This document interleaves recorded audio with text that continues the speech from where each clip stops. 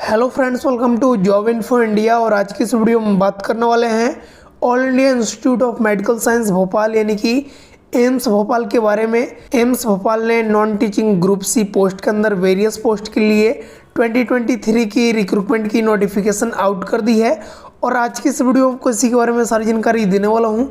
यहाँ पर अप्लाई करने की स्टार्टिंग डेट क्या है, लास्ट डेट क्या है, age eligibility, exam, selection process, इन सभी चीज़ों पर हम डिस्कस करेंगे एक एक करके। तो दोस्तों आप वीडियो को स्किप नहीं करना है, पूरा वीडियो को ध्यान से देखनी है। और वीडियो में बढ़ने से पहले दोस्तों एक थोड़ा सा रिमाइंडर है, अगर आप इस चैनल पर नए हैं तो प्लीज़ चैनल को सब्सक्राइब कीजिए, बेल आइकन दबाइए, नोटिफिकेशन को ऑन कीजिए ताकि ऐसे वीडियो आपको मिलती रहे। और चलिए हम बात कर लेते हैं इस रिक्रूटमेंट के नोटिफिकेशन के बारे में। तो ये है इस रिक्रूटमेंट का ऑफिशियल नोटिफिकेशन जो कि एम्स भोपाल की ओर से non teaching group C post के लिए आउट किया गया है। और इसके अंदर आपको सारी इन्फॉर्मेशन डिटेल में देखने को मिल जाएगी। लेकिन जो नोटिफिकेशन पीडीएफ है काफ़ी ज़्यादा कॉम्प्लिकेटेड है, 23 पेज में दिया गया है। तो इसके लिए हमने अलग से कस्टमाइज पीडीएफ रेडी करके रखा है जिसमें आपको सारी इन्फॉर्मेशन इन शॉर्ट देखने को मिल जाएगी।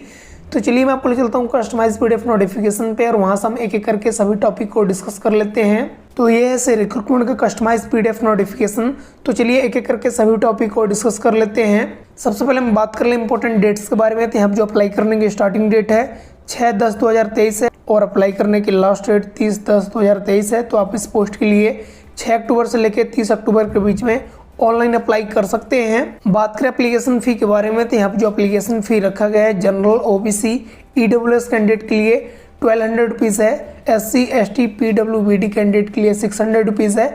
और पेमेंट का मोड आपका ऑनलाइन होगा, debit card, credit card, net banking के थ्रू। और बात करें हम पोस्ट वाइज एज लिमिट की तो यहाँ जो एज लिमिट रखी गई है जो कि फर्स्ट पोस्ट है सोशल वर्कर का, मिनिमम है 18 years old, maximum 35 years old. Second यहाँ जो पोस्ट है ऑफिस एंड स्टोर अटेंडेंट का है और यहाँ जो एज लिमिट रखी गई है मैक्सिमम 30 ईयर्स ओल्ड।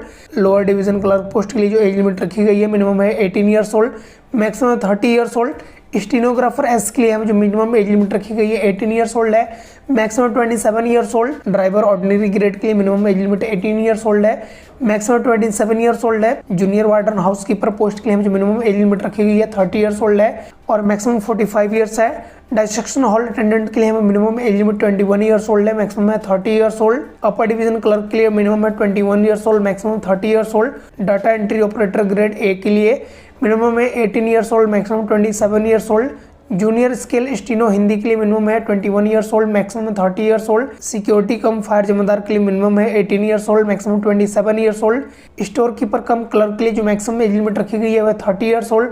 तो कुछ इस तरह से हमें एज लिमिट रखी गई है। आई होप आपको सारी चीज़ क्लियर हो गई होगी। बाकी इन्फॉर्मेशन आपको नोटिफिकेशन में देखने को मिल जाएगी किस ग्रुप को, किस कैटेगरी के लोगों को कितना रिलैक्सेशन एज में मिलने वाला है। बात करें पोस्ट वाइज वैकेंसी डिटेल के बारे में तो हम देख सकते हैं सोशल वर्कर के लिए 2 पोस्ट है, ऑफिस स्टोर अटेंडेंट के लिए 40 पोस्ट है, लोअर डिवीजन क्लर्क के लिए 32 पोस्ट है, स्टीनोग्राफर के लिए 34 पोस्ट है, ड्राइवर ऑर्डिनरी ग्रेड के लिए 16 पोस्ट है, जूनियर वार्डन हाउसकीपर के लिए 10 पोस्ट है, डाइसेक्शन हॉल अटेंडेंट्स के लिए यहाँ पे 8 पोस्ट है, अपर डिवीजन क्लर्क के लिए 2 पोस्ट है, data entry operator grade A के लिए 2 पोस्ट है, जूनियर स्केल स्टीनो के लिए यहाँ पे 1 पोस्ट है, सिक्योरिटी कम फायर जिम्मेदार के लिए 1 पोस्ट है, स्टोर कम कीपर क्लर्क के लिए यहाँ पे 85 पोस्ट है। इस तरह से हमें सभी पोस्ट को मिला के 233 पोस्ट यानी कि 233 पोस्ट के लिए वैकेंसी को आउट किया गया है। बात करें हम पोस्ट वाइज एलिजिबिलिटी क्राइटेरिया के बारे में तो यहाँ जो एलिजिबिलिटी क्राइटेरिया रखी गई है फर्स्ट पोस्ट है सोशल वर्कर का और यहाँ जो एजुकेशन क्वालिफिकेशन एलिजिबिलिटी क्राइटेरिया रखी गई है 10+2 फ्रॉम अ रिकॉग्नाइज्ड बोर्ड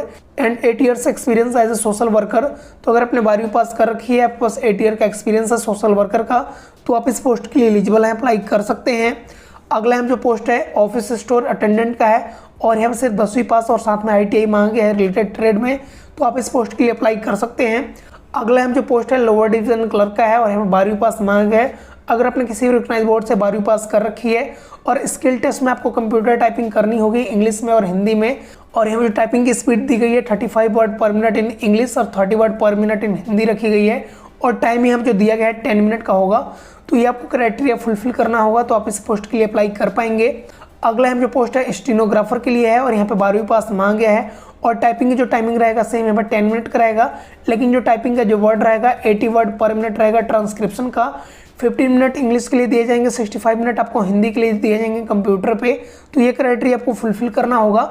अगला जो पोस्ट है ड्राइवर ऑर्डिनरी ग्रेड का है और यहाँ पे 10वीं पास मांगा गया है। अगर आपने 10वीं पास कर रखी है, आपके पास LMB HMB कमर्शियल लाइसेंस है, 2 ईयर का एक्सपीरियंस है मोटर व्हीकल चलाने का, तो आप इस पोस्ट के लिए अप्लाई कर सकते हैं। अगला जो पोस्ट है जूनियर वार्डन हाउसकीपर का है और यहाँ पे ग्रेजुएट फ्रॉम रिकॉग्नाइज्ड यूनिवर्सिटी मांगा गया है। अगर आपने किसी भी स्ट्रीम में किसी भी यूनिवर्सिटी से ग्रेजुएशन डिग्री कंप्लीट कर रखी है, 2 इयर्स का एक्सपीरियंस है चाहे जूनियर वार्डन और इक्विवेलेंट इन एनी कॉलेज, तो आप इस पोस्ट के लिए अप्लाई कर सकते हैं।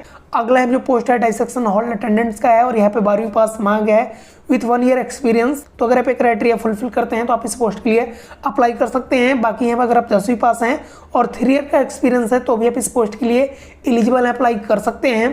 अगला जो पोस्ट है अपर डिवीजन क्लर्क का है और यहाँ पे जो एजुकेशन क्वालिफिकेशन मांगा गया है, ग्रेजुएशन डिग्री मांगा गया है और प्रोफेंसी इन कंप्यूटर मांगा गया है। अगर अपने प्रोफेंसी यानी कि कंप्यूटर की आपको नॉलेज है डिटेल में, तो आप इस पोस्ट के लिए एलिजिबल है, अप्लाई कर सकते हैं। ग्रेजुएशन डिग्री आपके पास होनी चाहिए और स्किल टेस्ट सेम होने वाला है लोअर डिवीजन क्लर्क वाला, यानी कि अगर आपने यहाँ पे कंप्यूटर की नॉलेज ले रखी है, टाइपिंग आपको आती है, तो 10 मिनट का टाइम पीरियड मिलेगा। इसमें आपको टाइपिंग करनी होगी 35 वर्ड पर मिनट इन इंग्लिश और 30 वर्ड पर मिनट इन हिंदी। तो ये क्राइटेरिया आपको फुलफिल करना होगा। अगला जो पोस्ट है data entry operator grade A का है और यहाँ पे 12वीं पास मांगा गया है। अगर आपने 12वीं पास कर रखी है और साथ ही जो सेकंड क्राइटेरिया दिया गया है 8000 की depression per hour for data entry work, तो ये क्राइटेरिया अगर आप फुलफिल करते हैं तो आप इस पोस्ट के लिए एलिजिबल हैं, अप्लाई कर सकते हैं। अगला जो पोस्ट है जूनियर स्किल स्टेनो हिंदी का है और यहाँ पे भी एजुकेशन क्वालिफिकेशन में 12वीं पास मांगा गया है। अगर आपने किसी भी रिकॉग्नाइज्ड बोर्ड से 12वीं पास कर रखी है और स्किल टेस्ट नॉर्म में यहाँ पे Hindi short hand at a speed of 64 word per minute and transcription at a speed of 11 words per minute and mistake should be not exceed 8%, तो अगर आप ये क्राइटेरिया फुलफिल करते हैं तो आप इस पोस्ट के लिए एलिजिबल हैं, अप्लाई कर सकते हैं। अगला जो पोस्ट है सिक्योरिटी कम फायर जिम्मेदार का है और यहाँ पे 12वीं पास मांगा गया है। अगर आपने 12वीं पास कर रखी है, ग्रेजुएशन डिग्री कंप्लीट कर रखी है, आप 10वीं पास हैं, एक्स सर्विसमैन है, तो आप इस पोस्ट के लिए एलिजिबल हैं, अप्लाई कर सकते हैं। और यहाँ पे आपको हाइट का क्राइटेरिया फुलफिल करना होगा। 167 सेंटीमीटर हाइट रखी गई है और चेस्ट यहाँ पे 80 to 85 सेंटीमीटर एक्सपेंड करके रखा गया है। तो ये क्राइटेरिया अगर आप फुलफिल करेंगे तो आप इस पोस्ट के लिए एलिजिबल हैं, अप्लाई कर सकते हैं। अगला जो पोस्ट है स्टोर कम क्लर्क का है, जो कि यहाँ पर लास्ट पोस्ट है और यहाँ पर ग्रेजुएशन डिग्री मांगा गया है with 1 year experience in handling of stores, तो आप इस पोस्ट के लिए अप्लाई कर सकते हैं।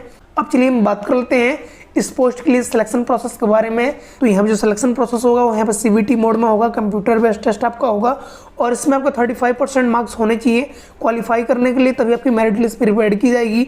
और इस एग्जाम के अंदर आपको 0.25 मार्क्स की नेगेटिव मार्किंग देखने को मिल जाएगी हर एक रॉन्ग आंसर पे और यहाँ पे पोस्ट वाइज अलग अलग मेरिट लिस्ट प्रिपेयर की जाएगी।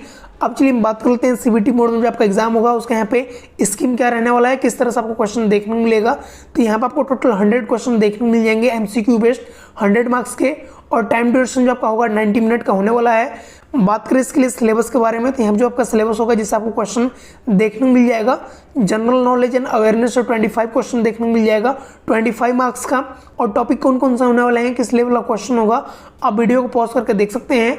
अगला जो सब्जेक्ट होगा इंग्लिश कंप्रीहेंशन का होगा 10th लेवल का 10 मार्क्स का, तो यहाँ पर आपको ये भी क्लियर हो गया होगा। उसके बाद से आपको क्वांटिटेटिव एप्टीट्यूड से क्वेश्चन देखने को मिल जाएगा 10th लेवल का 20 मार्क्स का।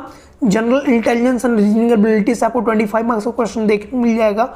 और यहाँ पर टॉपिक कौन कौन से होने वाले हैं वीडियो को पॉज करके आप देख सकते हैं।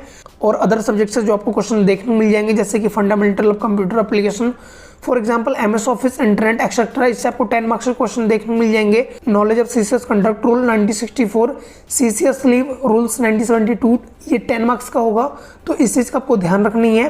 अब चलिए हम बात करते हैं कैसे आप फॉर्म फिलअप करेंगे, कैसे आप अप्लाई करेंगे।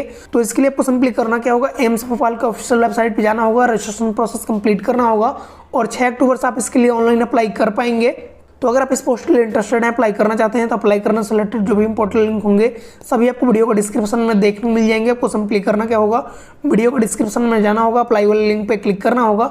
तो जैसा आप लिंक पे क्लिक करेंगे आप all India institute of medical science Bhopal के वेबसाइट पर रिडायरेक्ट हो जाएंगे और यहाँ से आपको अप्लाई करने का ऑप्शन देखने को मिल जाएगा। आपको सिंपली करना क्या होगा, रजिस्ट्रेशन प्रोसेस कंप्लीट करना होगा, देन आपको अप्लाई करने के लिए अपने डिटेल फिल करना होगा, अपने एप्लीकेशन को सबमिट करना होगा, एप्लीकेशन फी पे करनी होगी। और अभी यहाँ पे डेट नहीं आया अप्लाई करने का, इसलिए यहाँ पे अप्लाई करने का ऑप्शन आपको नहीं दिख रहा होगा। तो यहाँ पे आपको इससे रिक्रूटमेंट से रिलेटेड सारी चीज़ें क्लियर हो गई होगी। इसके अलावा इससे रिलेटेड कोई सवाल है, कोई डाउट है तो आप कमेंट करके पूछ सकते हैं। और हम मिलते हैं एक ऐसे वीडियो के साथ अगली वीडियो में, तब तक के लिए बाय, टेक केयर।